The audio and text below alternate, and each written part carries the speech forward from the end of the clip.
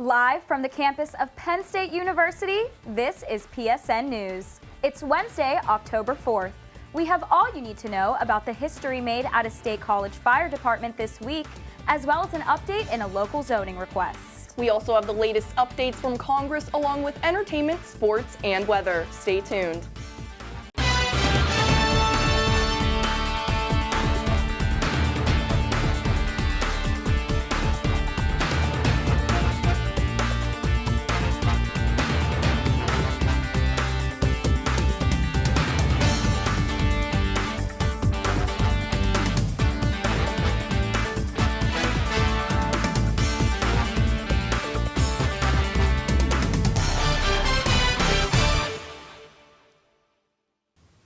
Thanks for joining us tonight. I'm Mariana Daniele. And I'm Courtney McGinley. We are now ranked in the top 6% of public universities globally. Penn State rose 29 spots and is now ranked at spot 122 in the nation. Penn State has improved in nearly every category. The measures include teaching, research environment and quality, and international outlook. Penn State also scored well in research excellence and influence. A rezoning request for a senior housing apartment complex in Patton Township is in the works. A contracting company is looking to build a 31-unit apartment complex for income-qualified individuals ages 55 and older. Community members are concerned, though, about the project, that it may increase traffic and alter the neighborhood's character. But Township Supervisor Dan Trevino said the rezoning is something that will continue in communities in the future. The board is planning to meet with the Center Region Planning Commission in November for further consideration. The Alpha Fire Company has made history with their first all-female attack line response. 3 female firefighters responded to a fire call last Thursday from their station in State College.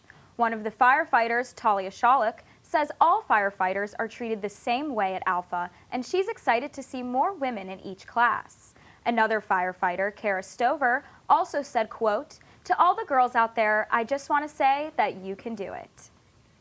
A Center County man is sentenced to at least 20 years in prison for a drunk driving incident on August of 2022. Anatoly Kolosov killed 79-year-old Richard Deviney and injured 3 others in Spring Township. His blood alcohol content was more than twice the legal limit and was speeding at the time of the head-on crash. Kolosov apologized last week to the family in court. The heat has taken over State College this week, but how long can we expect this to stay? Luke Scherler with Campus Weather Service has the details. Let's take a look.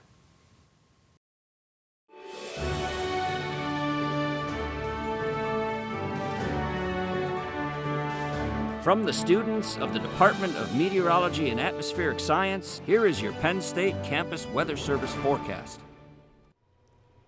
Good evening, everyone. I'm student meteorologist Luke Scherler here with your Wednesday evening forecast. And as we look outside, a little time lapse at Beaver Stadium this morning. Very, very foggy conditions to start. Then after that moved out around 11 o'clock. See, very beautiful day across here in central Pennsylvania. We maxed out about 79 degrees here at 5 o'clock. And with that, you can see our current temperature is still 79 degrees. It feels like 80 degrees, which is very rare for October 4th. Our dew point is at 59, and compared to this morning, we have full visibility at 10 miles. And taking a look across the radar, you can see those clear skies are continuing throughout the whole state and into the northeast. The only thing to talk about much right now on the radar is this frontal system out in the Midwest that will be making its way towards us, giving us more wet and fall-like feel for this weekend. Now, as we look at our high temperatures today, see we up to 79 here in State College. That's 12 degrees above average. The highest spot today in Pennsylvania was Scranton at 84, which is 18 degrees above average. And as we zoom out, you can see that most of the northeast and even parts of Michigan had very warm temperatures today. We see Detroit at 81, 14 degrees above average, and in Columbus, 86 with 15 degrees above average. But how long will that stay? Well, you can see that as we go into tomorrow, it'll be a little cooler than today, some clouds here or there. But then as we get into tomorrow night, that cold front that will bring us the more fall-like feel will be moving into our area. And as these waves move into the Friday, it will take its time over the weekend. So a little broader look, as you can see, Friday night, still that front is still making its way across the state of Pennsylvania and will continue into the day of Saturday. Now the low pressure system up here causing this cold front and the low pressure system, the Tropical Storm Philippe, will be kind of combining together. So after the cold front moves out on Friday and Saturday, you can see we have this kind of pattern just continue on and off rain showers for Sunday, and this will continue into Monday. So as these two systems merge together, we just get this continuous pattern that will give us some isolated rain showers and cooler temperatures for the rest of the weekend and to start the work week. And now see, for about the next week, we can expect here in Pennsylvania below average temperatures for the next 6 to 10 days, which compared out west, we'll be seeing much above average temperatures. So hopefully these warmer temperatures will make into our way for the next following week. But here for tonight, expect a low of 55 degrees, cool and clear tonight, calm winds, so don't be surprised if you wake up to some fog again this morning. And for tomorrow, expect a high of 75 degrees, a little cooler than today, but hey, we'll take 75 any day for October 5th. Some clouds building into the day, and we get some little increase in our winds. And into our 7-day outlook, you can see summer, there it is, and there it goes, here comes fall. As we get into this weekend, we go way below average, up to 10 degrees below average, but rain showers continuing the rest of the weekend and into next week. From the Penn State Campus Weather Service, I am Luke Scherler. Have a great evening.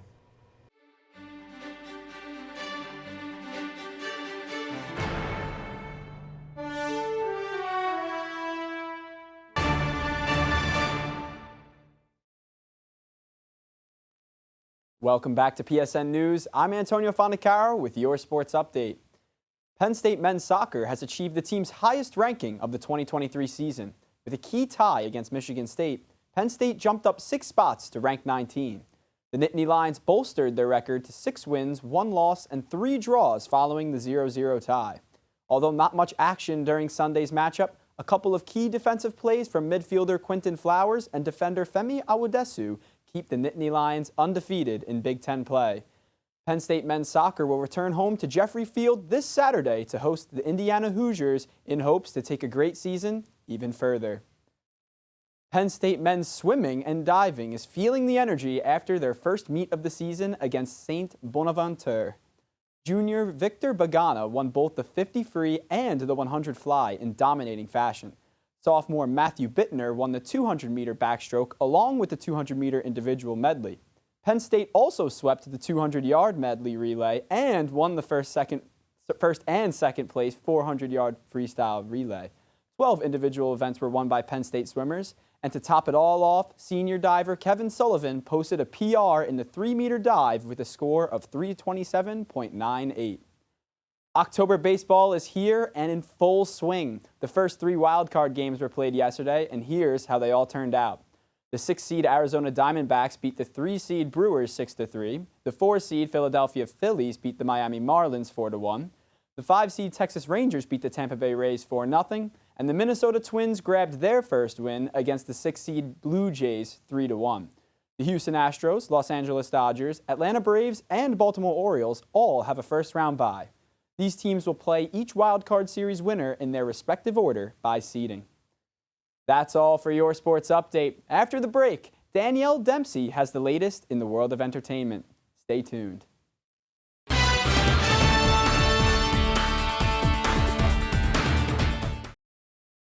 Welcome back to PSN News. I'm Danielle Dempsey with your entertainment update. Country music artist Chris Stapleton is set to perform at the Bryce Jordan Center this Friday, October 6th at 7 p.m. The concert is part of his All-American Roadshow tour. It will include some of his greatest hits like Tennessee Whiskey, Starting Over, You Should Probably Leave, and Broken Halos. The Grammy Award winner will be joined on stage by special guests Margot Price and Nikki Lane. Tickets for the event are still available through Ticketmaster. Penn State Center Stage kicked off their new season last night with their production of Hit the Wall. The play tells the story of the Stonewall Uprising of 1969 and its pivotal role in the gay rights movement. The play is directed by Penn State alumnus Robert Schneider. Hit the Wall is running until October 12th at the Pavilion Theater. Students can purchase tickets for $15 on Ticketmaster. The Writers Guild of America strike officially came to an end after nearly 5 months. The WGA signed a 3-year deal with major Hollywood studios that guarantees writers higher pay, streaming benefits, and job security against AI. With the end of the strike, many late-night shows returned to the screen this week, including The Tonight Show with Jimmy Fallon, Jimmy Kimmel Live, and The Late Show with Stephen Colbert. All of the late-night hosts expressed gratitude for their writers and excitement about being back. That's all for your entertainment update. Coming up next, interview anchor Amanda Weissman will be speaking with Nick Lee, a Nittany Lion Wrestling Club and Team USA athlete, and the CEO and founder of Wakia. Stay tuned.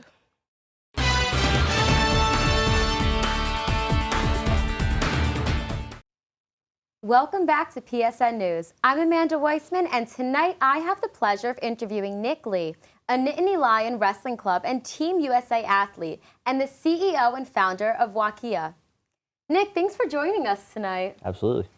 So the first thing on my mind is obviously being a Team USA athlete. That is incredible, and I was just wondering if anything led you to this opportunity from being a former Penn State wrestler. Sure. We have a lot of former Penn State wrestlers that are part of Team USA right now that I get to see and wrestle with and train with every day. David Taylor, Zane Rutherford, and now myself. And we all compete for Team USA wrestling. So it's kind of like back to the college days. But Penn State being, the premier wrestling program in the country tends to put out a lot of international level competitors. And right now, I don't think it's too far of a stretch to say, we have the best wrestling program in the world. Wow, that's incredible. Yeah. So then the Team USA, how does that differ from the Nittany Lion Wrestling Club? Yeah, so one thing that a lot of people don't know is after college, wrestlers will go and wrestle for the Nittany Lion Wrestling Club if they want to stick around state college. And that works off donations. It's a nonprofit, so people can donate, and that does benefit the college wrestling program here. And then whenever you're wrestling for the Nittany Lion Wrestling Club, you're essentially wrestling in both international and domestic tournaments and competitions while you're pursuing teams like national teams, Team USA. We have some wrestlers that wrestle for Team Mexico. I'm sure we've had other wrestlers wrestle for other teams as well. And so you're pursuing those national teams. And then once you're on Team USA, you're still training with the Nittany Lion Wrestling Club, but you're competing in a Team USA capacity at international tournaments. And like most recently, we were at the World Championships in Serbia. Wow, I did actually see that. That Yeah. was incredible. That must have been such a crazy opportunity. Have any other opportunities come out of this wrestling, such as influencing? I see what you're wearing right Yes, now, that's but right. you want to speak a little bit about that? Yeah, sure. There's a lot of opportunities that come, obviously, whenever you reach high levels of athletics. Influencing in particular, I would say it's more, I don't know if influencing is the word for me necessarily, I would say more promoting. So I signed a deal with ASICS, so I promote their wrestling shoes and apparel. Obviously, I started my own apparel company as well a little bit before that. ASICS is a little bit bigger, but yeah, so there's definitely all kinds of opportunities. People, whenever you're finding success in athletics, they want to know what you're doing, what you're wearing, they want to know what you're eating, that kind of stuff, because they want to also, find that success. And so what I've tried to do is use my position to try to promote things that I think will help others find success the way I have. Definitely. I know you also have your own podcast too. So do you ever speak about different things like this, kind of maybe advising either future wrestlers or current wrestlers? Sure. Yeah, for my podcast, there is a lot of wrestlers on, and I'll have other people on as well that aren't wrestlers. It's slowed down a little bit with our competition schedule, but generally what I try to do with that is I try to talk to people that I'm interested in, or I'm interested in what they're doing, and that's more, interest for me. But then obviously whenever I have wrestlers on, we're going to talk a lot about wrestling stuff. We'll talk about faith. We'll talk about, anything that is consequential in our lives, and all of that will eventually feed into, athletics and competition and performance. So I guess either maybe personal or what you've learned from someone else being on the podcast. Is there any advice you maybe offer anyone? Yeah, I think kind of, or I would say for either wrestlers, people who are competitors in anything, or people who are diving into social media in a social media dominated world, I would say find something that you're good at and you enjoy. Obviously enjoy wrestling, and it's also something that I'm good at. And so all of my opportunities are going to kind of flow from that. And my social media is also going to flow from that as well. And so if you're looking to be a quote unquote influencer, or you're looking to make a wave in some particular space, make sure it's something that you enjoy, right? That would be my advice, I would say, especially with younger people coming up now. I feel like no one wants to be a doctor anymore. Everyone wants to be like a TikTok star, which is fine. But just make sure that you're finding success or finding your interest in some area, and then taking that and translating it to social media or, any other things that you're doing. How do you make time for all of these different things that you enjoy? I don't know. I think time isn't as much of an issue as energy is. Obviously, I'm training full time, so that's taking a lot of my energy, but I'm no longer in classes. I graduated almost 2 years ago now, so I don't have to go to class. I did go to class every day before that, but yeah, I mean, finding the time isn't as hard as finding the energy. I do forget a lot of things, but I think if you're enjoying something and you want to do something, you find the time to do it. Yeah, no, I couldn't honestly agree more with that. Yeah. And it also kind of leads me to the next kind of question about your brand itself. So Wakia, how were you able to, obviously you didn't start this right now, but during when you probably had a lot more also going on, how were you able to find the time to do that? Yeah, so I started Wakia right after college, and I was at a place where I didn't have classes, and I was looking for a way to kind of grow my personal brand while also kind of grow, what message I was putting out. And at the same time, I am at heart an entrepreneur, a businessman, and I wanted to do something like that. So I said, okay, well, I know something about fitness apparel. I spend almost every waking hour in fitness apparel. So I think that's something that I could go for. And so I started doing a little bit of research here and there, and I found out, okay, I think this is something that I could do. And there were a lot of roadblocks, but at the end of the day, I figured out and now I run I would say mildly successful e-commerce business.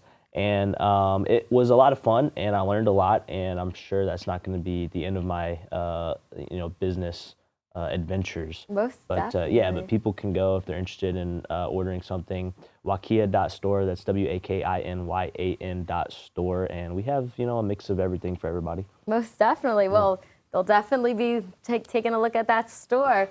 But seriously, thank you so much for coming in tonight. Really cannot appreciate it anymore.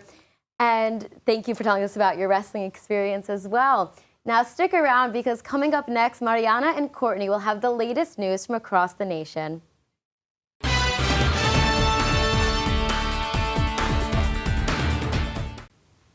Congress avoided a government shutdown in a Senate vote 88-9. President Joe Biden signed the bill passed into law last Saturday.